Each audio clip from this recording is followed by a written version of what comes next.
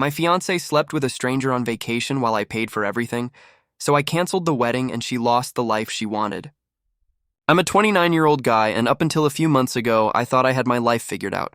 Honestly, if you had asked anyone who knew me, they would have said I was living the dream. I had a solid career, a stable income, and the kind of relationship people envied. My fiancée, Claire, was the love of my life, or at least that's what I believed with everything in me. We met in college. I was the shy, focused kid buried in books, while she was the kind of girl everyone noticed. Bright, ambitious, with this smile that could pull you out of the darkest mood. Somehow, against all odds, she chose me. At least that's what I always told myself. She stood by me when I was broke and working part-time jobs just to pay tuition, and I stood by her during her sleepless nights of exams and breakdowns. It felt like we grew together, like we were shaping each other into something more. By the time I landed my first real job, I promised her that I would take care of her. Not because she asked me to, but because I wanted to. I took pride in it, being the man who could give her the life she deserved. Every paycheck, every long shift, every sacrifice felt worth it when I saw her smiling. I didn't think twice when she talked about our fairy tale wedding or when she sent me Pinterest boards of dresses and venues. I was ready to give her everything, and I thought she was just as committed to me. Looking back now, I almost hate how naive I was. I thought loyalty was something you could count on if you gave it fully. I didn't know betrayal could grow quietly in the shadows of something you believed was unshakable, and yet the first cracks were already forming, even if I didn't see them then. When Claire first brought up the idea of a fairy tale wedding, I didn't even blink. She painted this picture so vividly, an outdoor venue with lights strung through the trees, a massive floral arch, and a reception so elegant it looked like something out of a movie. I'll admit, the price tag made my stomach twist, but I wanted her dream to come true. I told her, "Don't worry, I'll handle it." And I did. I took extra hours at work, shifted money from savings, even skipped out on things I wanted just to keep up with deposits. I remember standing in the venue during our first tour. The chandeliers glittered above us, the polished wood floors echoed under our steps, and Claire's eyes sparkled like a kid at Christmas. "This is it," she whispered, squeezing my hand. That look, God, it made me feel like I'd done something right. Like being the man who could give her this life made me worth loving. But as the planning continued, little things started to sting. She never once said thank you. Instead, she acted like it was expected. When I stressed over the catering bill, she rolled her eyes and said, "You're overthinking it. This is just once in a lifetime." If I hesitated over the cost of her designer dress, she'd snap, "It's my wedding, not yours." Friends and family kept telling me I was such a devoted fiancé, and I wore that praise like armor, convincing myself it was enough. I brushed off the nagging feeling that maybe she wasn't appreciating any of it. I told myself it was just wedding stress, that she'd calm down once everything was set. But somewhere deep inside, a whisper had started. What if this isn't stress? What if this is who she really is? Just when I thought I was juggling enough, venue payments, catering deadlines, and watching my bank account bleed, Claire dropped another idea on me. We were sitting on the couch one night, her scrolling through her phone, me half asleep from a long shift. She turned to me with that dreamy look in her eyes and said, "Babe, don't you think we should take one last romantic vacation before the wedding? You know, like a final getaway before life gets serious." At first I laughed it off. "Claire, you do realize we're already burning money like crazy, right?" But she pouted, rested her head on my shoulder and whispered, "It would be unforgettable. Just you and me. No stress, no planning, just love." She knew exactly how to cut through my defenses. Within a week, I found myself booking a trip to a tropical resort that cost more than 3 months' rent. I told myself it was worth it, that we deserved this break, that maybe it would even bring us closer again. When we landed, I'll admit, it felt magical. The humid breeze hit my face as palm trees swayed under a blazing orange sunset. The hotel lobby smelled of sea salt and citrus, and Claire was practically glowing, snapping photos for Instagram. But cracks showed even here. Instead of being wrapped up in me, she was glued to her phone. At dinner, I'd be staring at the waves crashing against the shore while she giggled at some text. She'd say, "Oh, it's just a friend," and quickly turn her screen away. I wanted to ignore it. I wanted so badly to believe she was still mine. Looking back, that trip wasn't a romantic escape. It was the stage where everything began to unravel. The first few days of the trip were off. I kept trying to tell myself I was imagining things, but the little details piled up. Claire would wake up early, say she was heading to the spa, and vanish for hours. Sometimes it was shopping. Other times she'd claim she went for a walk on the beach. I wanted to trust her, but something in my gut just wouldn't settle. One afternoon, I was lying by the pool, dozing off with the sound of kids splashing in the background. Hours passed. The sun started dipping lower, and Claire still wasn't back. When she finally walked into our hotel room, she looked flustered, her hair slightly messy, cheeks flushed. She gave me a quick kiss and said, "Sorry, the shops were so crowded." But what hit me wasn't the excuse. It was the faint smell of cologne on her clothes. Not mine. Definitely not hers. I tried to laugh it off, but my voice cracked when I asked, "Were you with someone?" She froze for a second, then rolled her eyes. "Seriously?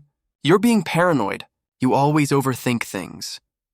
Her tone was sharp, almost mocking, and it made me feel stupid for even asking. I swallowed my doubts, convincing myself I didn't want to ruin our vacation. I told myself stress was making me see shadows where there weren't any. But that night, when she turned over and fell asleep instantly, I lay awake, staring at the ceiling fan spinning above me. My chest was tight, my thoughts loud. Somewhere deep inside, I knew this wasn't nothing. And soon, I was going to find out exactly how right I was. On the fourth night of the trip, Claire told me she was exhausted and just wanted to stay in. "You go grab dinner without me," she said, waving me off as she slipped into one of the hotel robes. Something about her tone felt rehearsed, but I forced a smile and kissed her forehead. "All right, I'll bring you something back," I told her. The restaurant was only a short walk away, but the whole time I sat there, pushing food around my plate, my stomach twisted. Something in me was screaming that I needed to go back. Maybe it was paranoia, maybe it was intuition, I'll never really know. But I left early, carrying a bag of takeout, my heart pounding harder with every step toward our room. When I slid the keycard into the door, I heard it, muffled laughter. Not Claire's usual laugh, deeper, masculine. My chest went cold. I pushed the door open, and the scene that greeted me is one I'll never forget as long as I live. Claire was in bed, tangled in sheets with a man I'd never seen before. Her eyes went wide, her face drained of color, and she scrambled to cover herself. The stranger froze, then bolted, mumbling some pathetic excuse as he grabbed his clothes. I just stood there numb, watching the life I'd built disintegrate in a single moment. "Wait, please." "It's not what it looks like," Claire screamed, her voice shaking as tears welled in her eyes. My hands trembled, the takeout bag slipping to the floor, scattering food across the carpet. My world, the trust, the sacrifices, the love, shattered into something unrecognizable. And in that silence after, when she kept sobbing and begging me to listen, I realized something that made my blood run cold. The woman I thought I knew, the woman I was about to marry, was a stranger to me now. The door had barely clicked shut behind the stranger when Claire launched into excuses. She was hysterical, scrambling off the bed, clutching the sheets around her, like that somehow made her betrayal smaller. "Please, just listen to me. It was a mistake. I swear I didn't mean it," she sobbed, reaching for me. Her eyes were wide, desperate, like she could reel me back in with panic alone. "I had too much to drink, it just happened. It doesn't mean anything." "You're the one I love." I stood frozen, my hands clenched at my sides.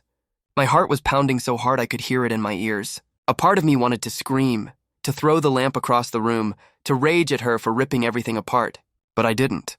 Instead, I felt this eerie calm settle over me, like the anger had burned itself out before it could even escape. "Stop. Just stop talking," I finally said, my voice low and even but sharper than I intended. She flinched, then dropped to her knees, clutching at my leg. "Please don't leave me. Don't call off the wedding. It was just one mistake, I promise. Please, I'll do anything."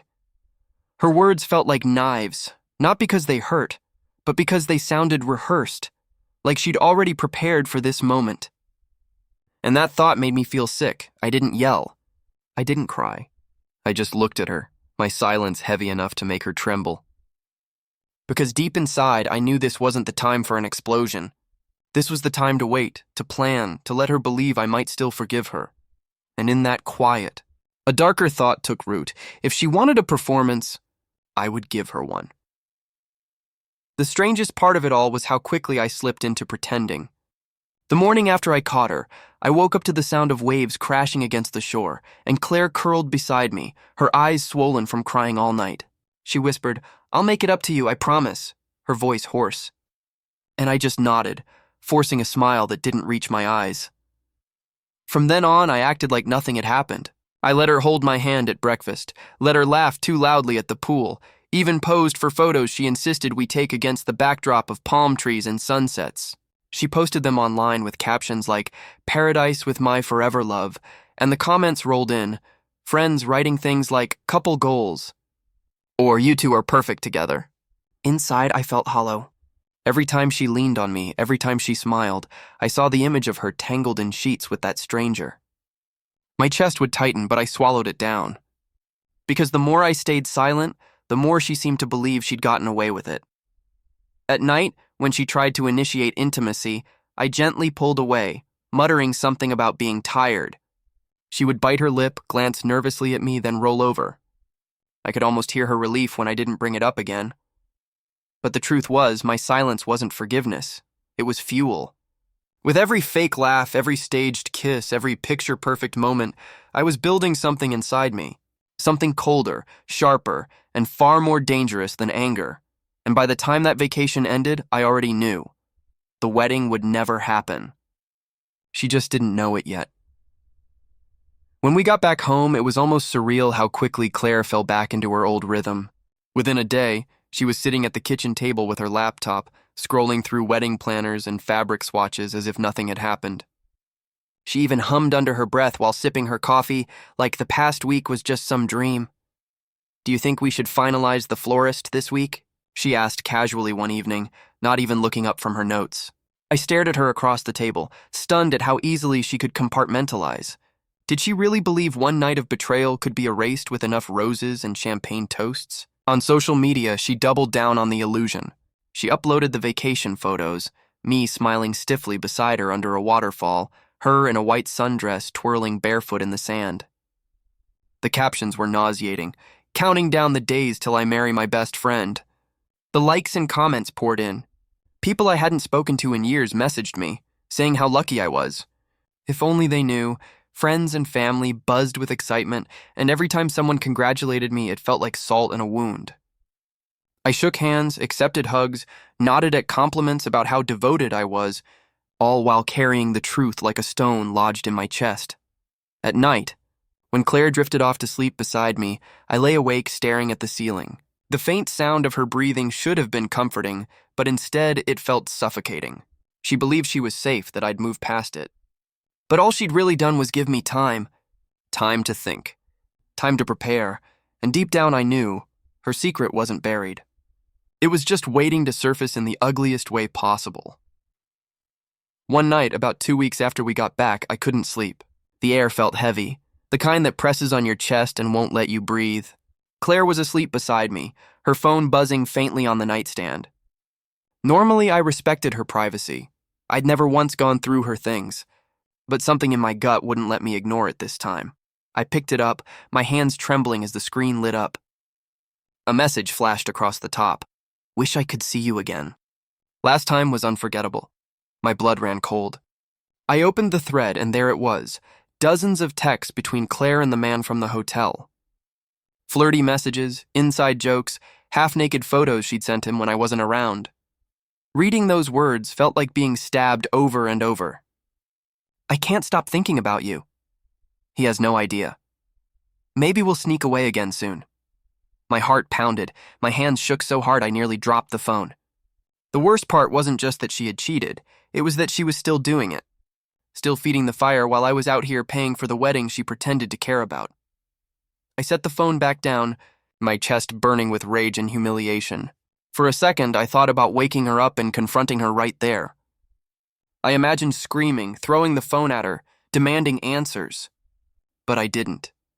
Instead, I slid under the covers, turned my back to her, and stared into the darkness. Because in that moment, I realized the truth. She wasn't sorry. She wasn't scared of losing me. She thought she had me trapped, financially, emotionally, socially. And maybe that's when the shift truly happened. I decided if she thought I was blind, then I'd stay blind. Until the day I chose to open her eyes for everyone else to see. After finding those messages, I fell into a spiral I'd never experienced before. Every morning I woke up feeling hollow, like a part of me had been carved out. I'd sit in the shower long after the water turned cold, my head pressed against the tile, asking myself the same question over and over. What's wrong with me? I couldn't stop replaying it all in my mind. Every sacrifice I'd made, the late nights at work, the vacations I couldn't afford but still booked, the wedding I was bleeding money into, suddenly felt like a cruel joke. She didn't want me. She wanted what I could give her. And the ugliest part? I had been proud to give it. One night I cracked. We were lying in bed, Claire scrolling through bridal magazines while humming some song, and I blurted out, "Do you even love me anymore?" My voice came out smaller than I intended, raw, almost childlike. She froze, then gave me this impatient look like I'd interrupted her favorite show. Of course I do. Why would you even ask that? She didn't even put the magazine down. That dismissiveness, it gutted me. I rolled over, biting my lip until it bled, choking back everything I wanted to scream. That was the lowest I've ever felt. I couldn't eat, couldn't sleep, couldn't look at myself in the mirror without seeing a fool staring back. I thought about calling off the wedding then, just disappearing. But the humiliation of explaining why kept me paralyzed. For the first time, I understood what it meant to be completely broken. But sometimes, rock bottom is where the shift begins. And lying there in the dark, I realized I couldn't stay the victim forever. Something had to change. Only this time, the change wouldn't be for her. It would be for me. After hitting that low, something inside me hardened. I stopped begging for her love, stopped waiting for her to change. Instead, I began to plan. And the cruel irony? Claire had no idea. She was so wrapped up in the fantasy of her big day that she didn't notice the shift in me. I started with the vendors. During my lunch breaks, I called the venue, the florist, the caterer, one by one. I explained that the wedding was no longer happening, asked about refund policies, and made sure everything that could be refunded went directly back into my account. To Claire, it looked like I was handling the logistics, but in reality, I was dismantling her dream piece by piece. At home, I played the role of the devoted fiancé flawlessly. "Don't worry, babe, I'll take care of the contracts," I'd say, kissing her on the forehead. She'd smile, relieved, and go back to scrolling Pinterest. Meanwhile, I was storing screenshots of her messages with that stranger, emailing them to myself and keeping a folder labeled, "Just in case." Every night, as she drifted off beside me, I lay awake with a strange calm washing over me. The rage was still there, but it had transformed into something sharper, strategy. I wasn't going to explode. I wasn't going to give her the satisfaction of seeing me break again. She thought she was getting away with it. She thought I was weak, but soon she was going to find out just how wrong she was. Instead of a wild bachelor party, I decided on something quieter, a dinner with close friends and family. Claire thought it was sweet. "You're so traditional," she teased, kissing me before heading off to meet her bridesmaids. If only she knew what I had planned. The night of the dinner, the restaurant's private room glowed with soft lights. My best friend clapped me on the back, my mom hugged me tight, and everyone raised glasses, congratulating me on the big step. I smiled, laughed, played my part. But my heart hammered against my ribs because I knew what was coming. Halfway through, I stood up and tapped my glass. "Thank you all for being here tonight," I began, my voice steady. "It means more than you know." Claire wasn't there, of course. This wasn't her night. It was mine. I looked around the table at the people who had supported me my whole life and took a deep breath. "I invited you here not just to celebrate, but because I need to tell you the truth." I pulled out my phone, my hands no longer shaking. Claire isn't the person you think she is. Gasps rippled through the room as I projected the messages onto the small screen we'd set up for a slideshow. The texts, the photos, the undeniable proof, her betrayal laid bare. Silence fell so heavy I could hear someone's fork clatter onto a plate. My mom covered her mouth. My best friend muttered, "Jesus Christ." I swallowed hard and forced myself to keep going. The wedding is off. I won't be marrying someone who betrayed me while I was paying for her fairy tale. The room was frozen, every eye locked on me. And in that moment, the weight I'd been carrying alone finally shifted onto her shoulders, where it belonged. When the truth spread, it didn't trickle. It exploded. Word got back to Claire before I even walked through the front door that night. She was waiting for me in the living room, pacing, mascara streaked down her cheeks. The second she saw me, she rushed forward. "How could you do this to me?" she screamed, her voice shrill with panic. "You humiliated me in front of everyone!" I stared at her, almost in disbelief. "Do this to you? Claire, you slept with someone else. You humiliated yourself." My voice was calm, steady, and that seemed to unravel her even more. She collapsed onto the couch, sobbing, clutching her hair. "It was one mistake, one. You were supposed to forgive me. You ruined my life over nothing." Her words tumbled out like a child throwing a tantrum, blaming everyone but herself. Her parents called not long after. They were furious, not at me, but at her. I could hear her mother's voice through the phone, sharp and cold. "Claire, how could you do this to him?" "To us? Do you realize what you've destroyed?" Claire tried to talk over her, swearing it was just a slip-up, but nobody was buying it anymore. Within days, her friends stopped answering her calls. The bridesmaids she'd bragged to disappeared from the group chat. Even on social media, where she once flaunted our perfect love, comments turned ugly. People whispered behind her back at work, at the gym, at family gatherings. I didn't yell. I didn't gloat. I just stepped back and let the truth do what it does best: burn everything in its path. Watching her world collapse wasn't joyous, but it was clarifying. For once, the lies weren't weighing me down. They were crushing her instead. And the best part? She still had no idea just how much more I had already taken from her. The morning after the fallout, Claire barged into the kitchen, eyes red and wild. "We can fix this," she said, voice trembling but defiant. "We'll get married, people will forget. We just need to push through." I almost laughed at the desperation in her tone. "There's nothing left to push through," I told her flatly, sipping my coffee. She blinked, stunned, like she hadn't even considered that I might mean it.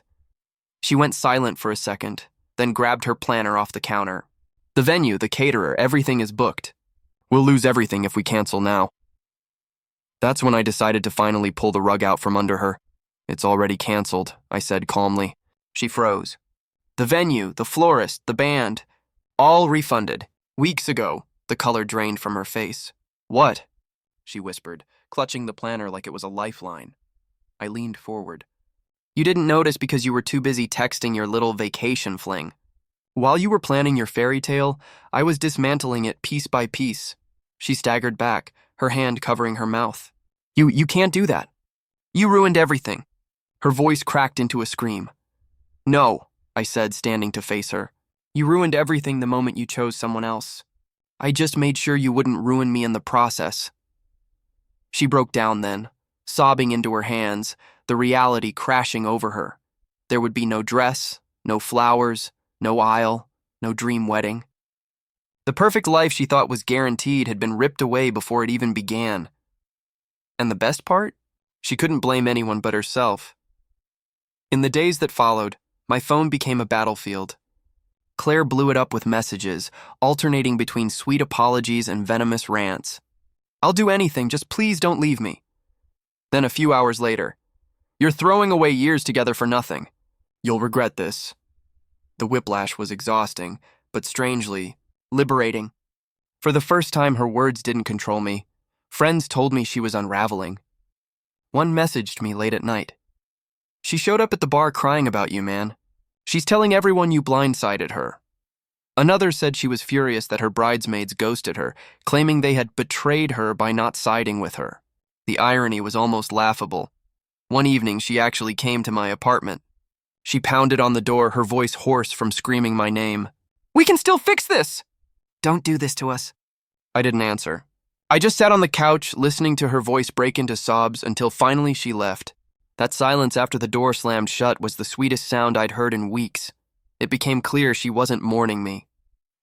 She was mourning the life she thought she had secured. The wedding, the financial stability, the picture-perfect image of being adored. I had been her safety net, her provider, her stage for attention. Without me, the whole act collapsed, and I can't lie. Part of me took satisfaction in knowing she was finally feeling even a fraction of the emptiness she had shoved onto me. But still, I wasn't done healing. The truth is, when you've been broken that deeply, walking away isn't the end. It's just the beginning of finding yourself again. In the weeks that followed, the noise around Claire slowly died down. Friends stopped asking about her. Family stopped mentioning her name. It was like she had faded into the background, replaced by the reality everyone finally saw. She wasn't the victim, she was the architect of her own downfall. For me, the silence was healing. I threw myself into work, into friendships I had neglected while drowning in her drama, into rediscovering things I loved doing on my own. For the first time in years, I could sit in my apartment without feeling suffocated. The walls no longer echoed with lies, they just held peace. Sometimes I'd get late-night texts from her. "I miss you. We could have had everything." Once she even tried to rewrite history, claiming she'd only cheated because she was afraid of losing me. I never responded. I left her words to rot in the unread inbox where they belonged. I thought losing her would be the heartbreak, but I realized the real heartbreak was loving someone who never truly loved me back, only what I provided. And once I understood that, the weight lifted. Claire lost everything she thought she had secured: the wedding, the future, the admiration she craved. All she was left with was the memory of what she threw away for one reckless choice. Meanwhile, I walked away with something far more valuable: my dignity, my freedom, and a future unchained from her betrayal. Looking back, I don't regret a single step I took. Not the silence, not the planning, not even the confrontation. Because in the end, she showed me exactly who she was, and I showed her I wasn't someone to be taken for granted. She gambled my love for one night of thrill, and she lost.